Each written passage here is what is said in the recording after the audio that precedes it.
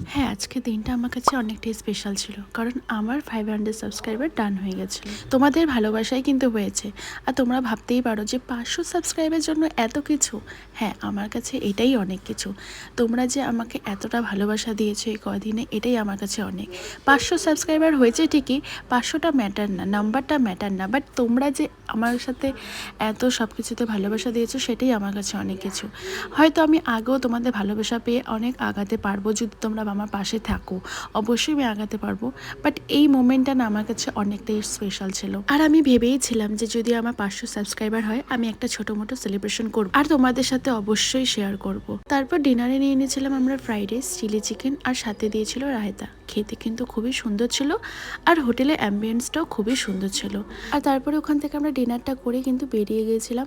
আর সত্যি কথা বলতে ওই দিনটা আমার মনে একটা আলাদা রকমই খুশি ছিল, যেটা হয়তো তোমরা ভাবতেই পারো যেটা আমি শো অফের জন্য করছি বা কিছু। একদমই না, এটা আমি নিজের মন থেকেই করেছি। কোনো রকম দেখানোর জন্য এই ভিডিওটা আমি করিনি। আমার কাছে সবাই সেম, তাই জন্য আমিও চেয়েছি তোমাদের সাথে আমার এই মুহূর্তটা শেয়ার করার জন্য। That's it.